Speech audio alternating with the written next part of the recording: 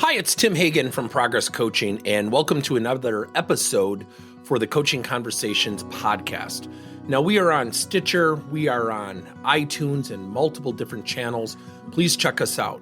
Now, one of the things that you'll get out of our podcast episodes is a lot of content, a lot of strategy. It's not fluff, it's not concept, yet we really want you to engage with the content and let us know your feedback. If you have any questions, feel free to reach out to us. If there's topics you'd love to have us address, we would love to share them with you. Let us know your impact and let us know your feedback.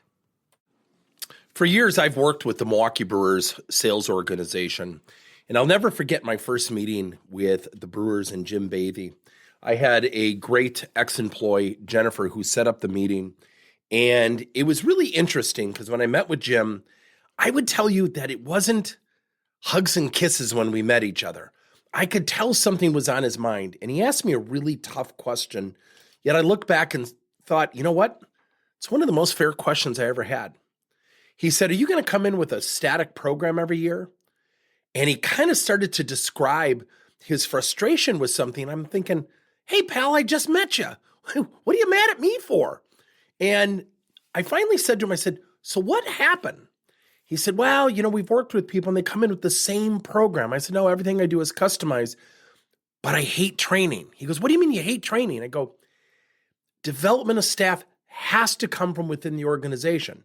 1, 2, 3, 5 days with me, one time a year will never get you where you want to go. He said, what are you talking about? I said, in sales, one of the greatest gifts we can have is to learn from each other. But most sales organizations have what?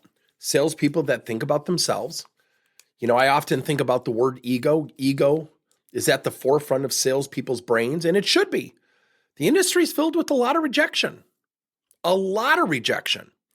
And at the same time, that very ego gets in the way of learning opportunities. I cannot tell you how many times I've had people say, well, do you have any experience in our industry? And I say no, and they go, oh, really? And you want to help us? Your sales are down. You do need help. I've had people 20 to 30% down literally say to me, well, it's a tough economy. I go, well, you only sell in good economies? Think about training and coaching in 2008 to 2011 during the Great Recession. My company thrived. It wasn't easy. I don't want to profess that. So when I met with Jim, that first year, we started to implement what we call feedback progressions, giving each other feedback. We didn't start with, here's what you did wrong. We started with, here are the 3 things you did pretty well in that practice session. And during the session, Jim comes up to me and he said, so when do we get to the constructive stuff? I said, day 2. We're warming people up. We're earning trust. We're building conversational skills right now. It's going to take time. The first couple years, it was clunky. It's a little choppy, no doubt about it. 18 years later, and I would even say 16 years later, a couple years ago, one of the executives came in and watched the session and asked somebody in the session, I think asked Billy Freeze, who's leading the session? And Billy pointed to me and the guy said, he hasn't moved. He's been sitting over in the corner for 2 hours. How much are we paying this guy? And it's funny because it's the greatest compliment he could have given me. See, I'm a fan of training. I'm not a fan of training by itself, especially with sales. When you think about stalls, gatekeepers, objections, price objections, stall objections, let me think about it, objections. Could you do it for less price? Could you throw in a free game? All the stuff we go through as sales professionals, present company included, you cannot improve what you don't practice. It just doesn't work. And so the gentleman looked at me and I just sat in the corner for 2 hours and he said, man, everybody's coaching each other. And they said, well, yeah, that's what we do. Now, I'll give some constructive feedback towards the Milwaukee Brewers sales organization. I think their greatest aha moments are when people leave. When there are people who have left, who have gone on to start their own real estate companies, they've gone on to be CEOs of companies, they'll look back and say, man, I wish I could get that culture at my own organization. I wish I could still participate in that.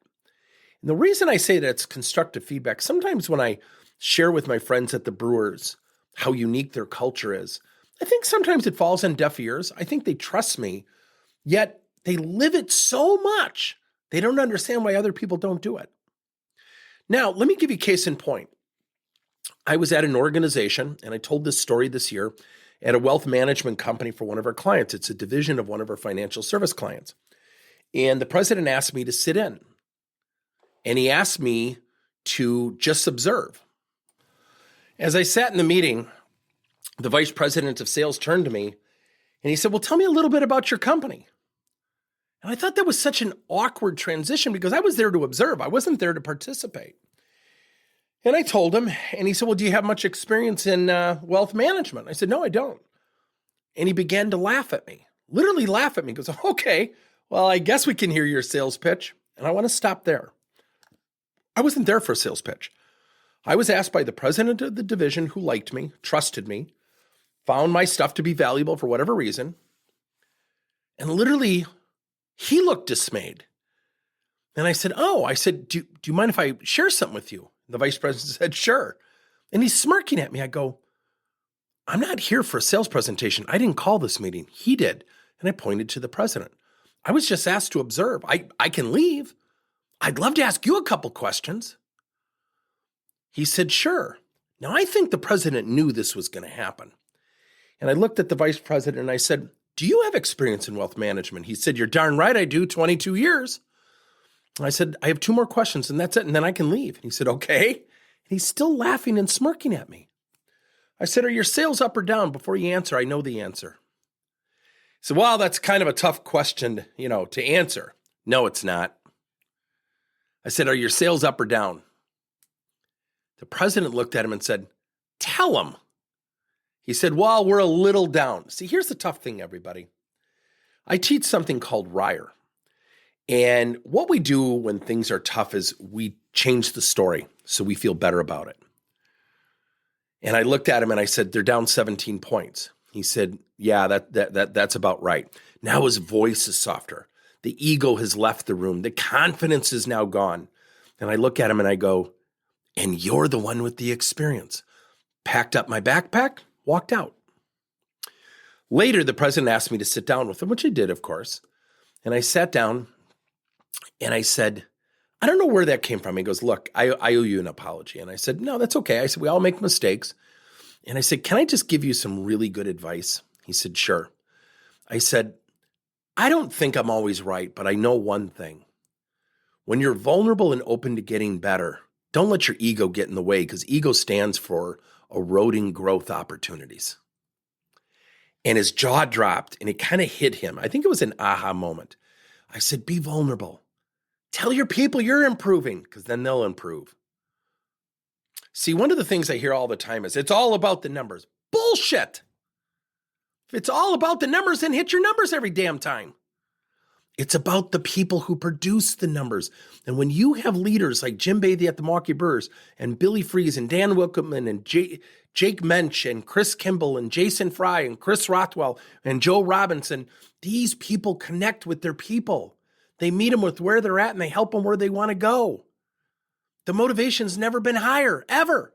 I've never had a down year there. In 18 years, I've never seen non-participation. That, my friends, is not a reflection of my company. That's a reflection of the culture they've created. So when you think about building a culture, train your leaders to coach. Facilitate practice comfortably. Focus on the good things people are doing. They know they need to improve. They're not dumb. Just don't dwell on it, because it wears people down. So when people say, is this possible? The Milwaukee Brewers sales organization is absolute proof that coaching cultures that are highly collaborative, low turnover, high performance improvement is possible every day. Thank you for listening to another episode of Coaching Conversations by Tim Hagan and Progress Coaching. Now, our company is always coming out with new and innovative solutions to help leaders coach their employees. And recently, we just created a new service called Coach to You, where leaders can pick and choose topics and assign 7 to 21-day programs for employees to learn and, more importantly, apply actions and then reflect and share what they're going to do going forward as a result of the learning. It's called Coach to You. We're literally bringing coaching to your employees. If you're intrigued, we'll have a link in each one of our episodes where you can get more information. And again, thank you so much for listening to another episode.